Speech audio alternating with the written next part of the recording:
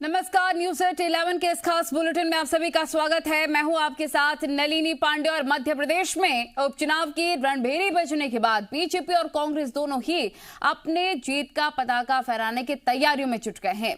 दोनों ही पार्टियों के सामने पहली चुनौती है जिताऊ उम्मीदवार का चयन करना, और इसे लेकर वी.डी. शर्मा आज पार्टी पदाधिकारियों के साथ मीटिंग भी करने वाले हैं और इस बैठक में ग्राउंड रिपोर्ट पर भी चर्चा की जाएगी।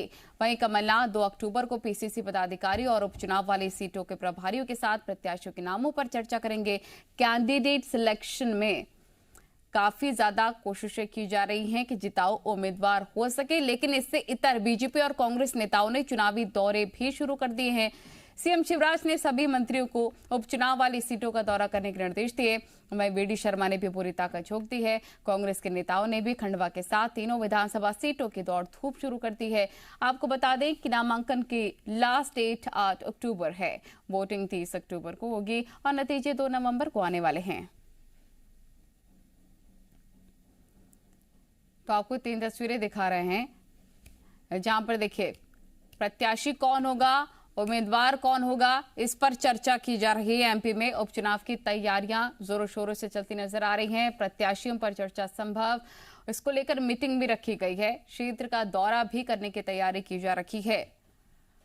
खंडवा लोकसभा सीट पर होने वाले उपचुनाव में कांग्रेस की तरफ से अरुण यादव का चुनाव लड़ना लगभग तय माना जा रहा है।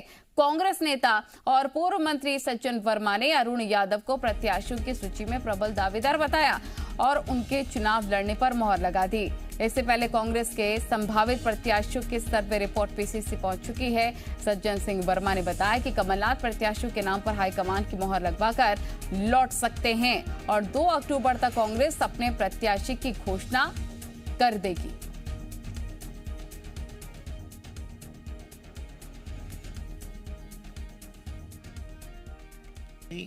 अरुण यादव सबसे सशक्त उम्मीदवार कांग्रेस के हैं। केंद्रीय मंत्रिमंडल में रह चुके हैं, प्रदेश कांग्रेस के अध्यक्ष रह चुके हैं और सक्रियता उनकी आज भी बरकरार बनी हुई है। तो मेरी नज़र में यदि मुझसे पूछे तो मैं समझता हूँ कि उपयुक्त उम्मीदवार है। तो खंडवा उपचुनाव को लेकर टिकट की दावेदारी भी अब शुरू हो गई है। कांग्रेस के नेता सज्जन सिंह ने अरुण यादव को टिकट दिए जाने के संकेत दिए, तो निर्दलीय विधायक सुरेंद्र सिंह शेरा ने अपनी पत्नी के लिए टिकट की मांग कर डाली है। उनका कहना है कि खंडवा सीट से उनकी पत्नी जयश्री को ही टिकट मिलेगा। अरुण यादव का नाम तय होने पर शेरा ने कहा कि उनका नाम कहां से तय हो गया, क्या उन्हें बी फॉर्म मिल गया। सुरेंद्र सिंह शेरा का दावा है कि अगर आम लोगों की बात सुनेंगे तो सिर्फ जयश्री का नाम ही सामने आएगा और उन्हें ही कांग्रेस की ओर से प्रत्याशी बनाया जाएगा।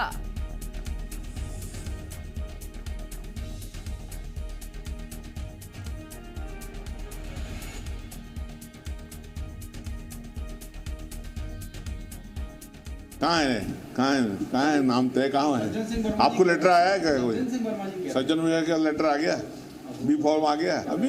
अरे शेरा भैया का ही टिकट होगा सर, ठाकुर जयश्री सुरेश ठाकुर का ही टिकट होगा। Don't worry. कांग्रेस से हाँ, उनको मिल ही नहीं सकता ना साहब, हमको ही मिलेगा ना। मानेंगे क्यों साहब, मानेंगे? हम तो मिल रहा है, हमको मिल रहा है टिकट, हमको टिकट मिल रहा है। चलिए बहुत धन्यवाद। तो देखिए, जहां पर दावेदारी शुरू हो गई है टिकट को लेकर, कांग्रेस नेता सज्जन सिंह ने अरुण यादव को टिकट दिए जाने के संकेत दिए। निर्दलीय विधायक सुरेंद्र सिंह शेरा ने अपनी पत्नी के लिए टिकट की मांग कर डाली है। उनका कहना है कि खंडवा सीट में उनकी पत्नी जयश्री को ही टिकट मिलेगा। अरुण यादव का नाम कहां से तय हो गया? उनका नाम तय होने पर या फिर उनकी बातों पर, चर्चाएं चलने पर उनकी तरफ से प्रक्रिया आई है। उन्होंने कहा कि क्या उन्हें बी फॉर्म मिला है। सुरेंद्र सिंह शेरा का दावा है कि अगर आम लोगों की सुनेंगे तो सिर्फ जयश्री का नाम ही सामने आएगा। तो अब टिकट की दावेदारी को लेकर देखें, संशय बरकरार है कि आखिर किसका नाम तय होता है। खंडवा सीट हो, पृथ्वीपुर सीट हो, हर जगह से अब कैंडिडेट जिताऊ होना चाहिए, ये कोशिशें हैं जहां कांग्रेस की, बीजेपी की।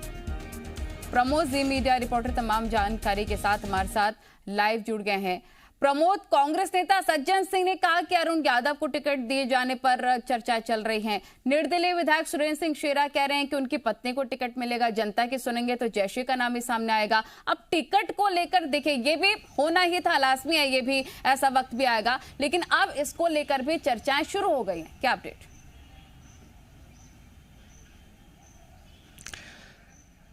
देखिए, अरुण यादव के खंडवा लोकसभा सीट पर जो बाई इलेक्शन होना है, उनके टिकट की जो प्रबल बात कही थी सज्जन सिंह वर्मा ने, देखिए उनके इस बयान को सुरेंद्र सिंह शेरा जो निर्दलीय विधायक हैं, कभी कमलनाथ सरकार को समर्थन देते थे, वो निजी बयान बता रहे हैं। साथ ही साथ कहा है कि अरुण यादव बाहरी व्यक्ति हैं और यदि सर्वे के आधार पर टिकट मिलेगा तो सुरेंद्र सिंह शेरा अपनी पत्नी जयश्री के टिकट फाइनल होने का दम भरते नजर आ रहे हैं। अपने आप को उन्होंने मजबूत बताया है खंडवा में और कहा है यदि बीजेपी को हराना है और यदि जिताऊ उम्मीदवार चाहिए तो उनकी पत्नी जयश्री ही हो सकती हैं।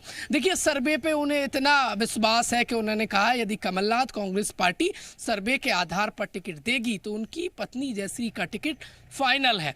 देखिए, अरुण यादव के जो Lok Sabha Khandwa seat by election में टिकट की जो बात कही जा रही थी, उसमें रोड़ा सुरेंद्र सिंह शेरा नजर आ रहा है और दम भरा है। कहा है कि अरुण यादव बाहरी है, उनकी लोकल में उतनी पकड़ नहीं है जितनी उनकी है और स्थानीय लोगों के लिए सुरेंद्र सिंह शेरा काम करते हैं, उनकी फैमिली काम करती है और अपने आप को यही नहीं, देखिए उन्होंने अरुण यादव से ज़्यादा कांग्रेस पार्टी का वफादार बता दिया। सुरेंद्र सिंह शेरा ने कहा कि वो कांग्रेस पार्टी के ज़्यादा वफादार है। मतलब साफ है, कांग्रेस पार्टी में खंडवा लोकसभा सीट से टिकट को लेकर घमासान मच गया है।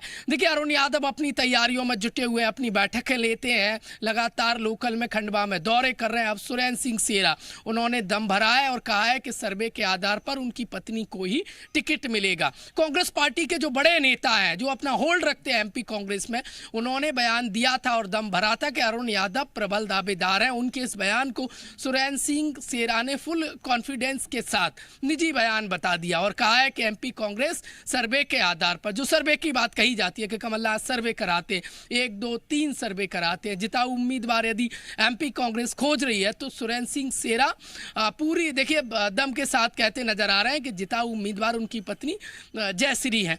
देखिए, इससे पहले भी वो दिल्ली दौड़ कर चुके हैं, तमाम बड़े नेताओं से मुलाकात कर चुके हैं और अरुण यादव की जो टिकट की दौड़ में कमलनाथ का बताते हैं, करीबी बताते हैं, तो इसको लेकर दावेदारी उन्होंने अपनी ठोकी है, लेकिन कौन होता है फाइनलिस्ट ये देखना होगा। प्रमोद, बहुत शुक्रिया आपका तमाम जानकारी साझा करने के लिए।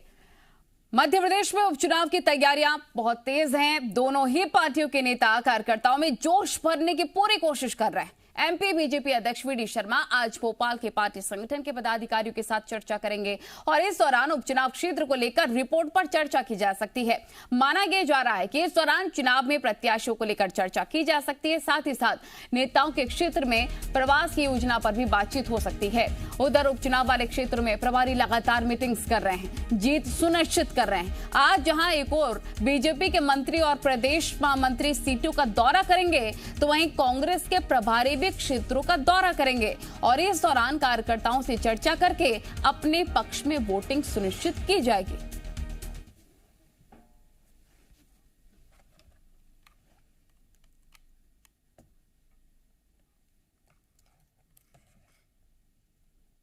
वहीं एमपी में उपचुनाव को लेकर कांग्रेस काफी अलर्ट और सक्रिय हो गई है। पार्टी ने चुनाव आयोग से निवाड़ी और टीकमगढ़ कलेक्टर की शिकायत कर दी है।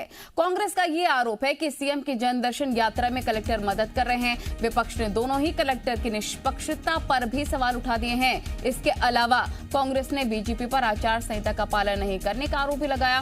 कांग्रेस का यह कहना है कि आचार संहिता लागू होने के बाद भी घोषणाएं की जा रही हैं। कांग्रेस ने सेवा ही समर्पण अभियान और जनदर्शन पर रोक लगाने की मांग की थी।